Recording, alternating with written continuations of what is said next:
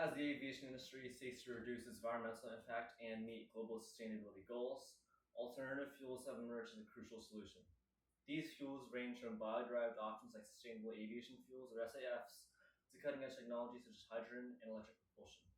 We'll explore the history, types, benefits, challenges, and the future potential of these fuels, showing how innovation is helping to power a cleaner, greener future for flight. Starting with, well, we can't talk about alternative fuels before we talk about the fuels they've already produced, that they've already gone through. Gasoline.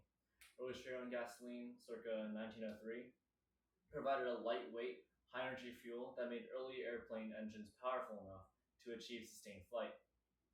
Its availability and efficiency were key to the rapid development and expansion of aviation in the early 20th century.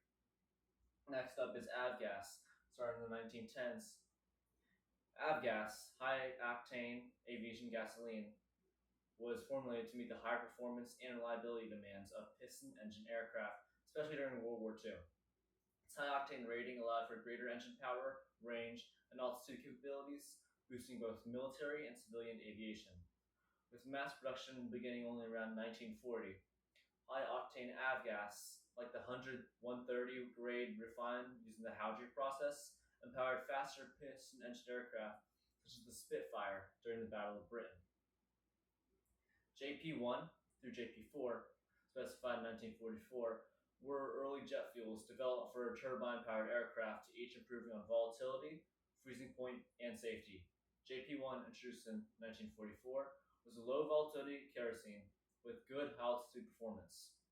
Developed during World War II, JP-2 was easier to produce but saw little use. JP-3 widened distillation ranges to improve supply flexibility but proved too volatile, leading to high evaporation losses, leading to high expenses. Introduced in 1951, JP-4, a wide-cut 50-50 blend of kerosene and gasoline, became the U.S. Air Force's main jet fuel for 4 decades. No new innovations were made on the JP line until later. Next up, we have Jet A and Jet A1. They're kerosene-based turbine fuels used in most modern commercial jets, valued for their stability and safety compared to earlier blends. Jet A is primarily used in the US, while Jet A1, with a lower freezing point for long international flights, is the global standard. And last but not least, JP5 through JP8 are military jet fuels designed for specific performance and safety needs. JP5 was developed in 1952 for carrier-based aircraft, featuring a high flash point above 60 C to enhance safety aboard ships. JP6 is a high-temperature fuel for experimental high-speed jets, and JP7 powered the SR-71 with extreme heat resistance. In JP8, the current U.S. military standard, offers wide temperature tolerance and additives for corrosion, inhibition, and lubricity. Now that we've gone through all the fuels that led up to alternatives, we now get to biofuels, some of the first alternative fuels. Biofuels are fuels made from living matter, things like plant oils, animal waste that can power our future in a cleaner, more sustainable way. In aviation, these fuels are called Sustainable Aviation Fuels, or SAFs, and they come from a wide variety of sources.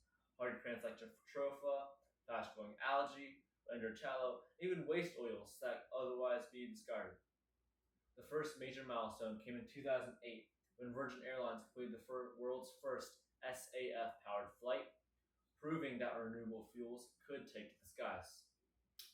Production has grown rapidly ever since. By 2023, the world produced 600 million liters of SAF, and by 2024, that number more than doubled to 1.3 billion liters.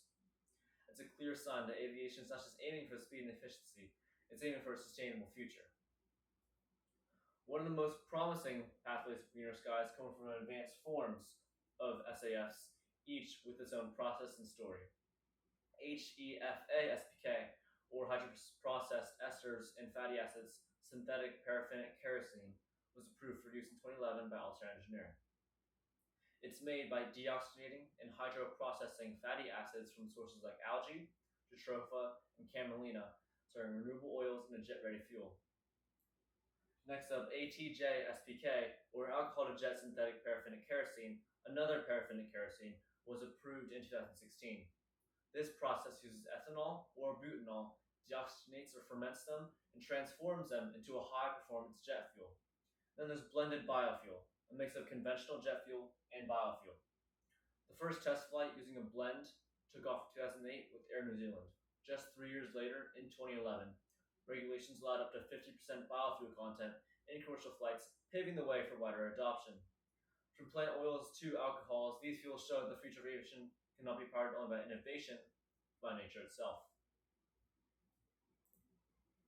Next up, after biofuels, we're getting into hydrogen fuels. They use hydrogen gas or liquid to power aircraft, either through the fuel cells that generate electricity or by burning hydrogen in modified turbines.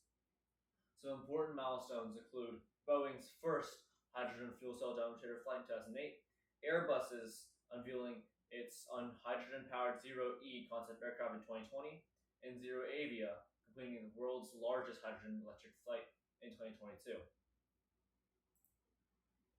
The main benefits of hydrogen fuel are zero carbon emissions during flight, producing only water vapor, and its high energy content, about 3 times that of traditional jet fuel by weight. Notice I said by weight. However, challenges remain. Hydrogen is much less dense by volume, so it needs large insulated tanks, and the current production of clean hydrogen is limited. Additionally, new infrastructure and aircraft designs are required to make hydrogen-powered flight practical on a large scale.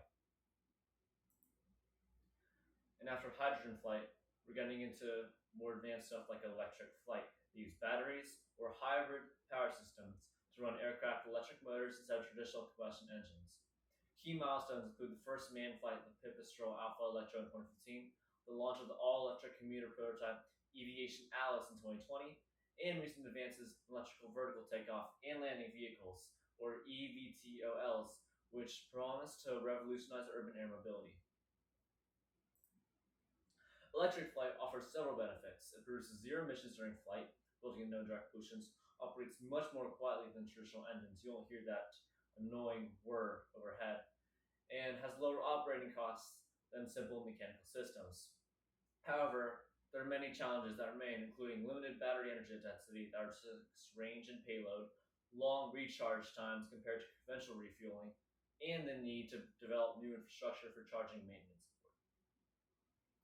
As the aviation industry faces growing pressure to reduce environmental impact, the shift towards alternative fuels isn't just an option, it's a necessity. These fuels offer a promising path to significantly lower carbon emissions and help achieve a more sustainable future for air travel.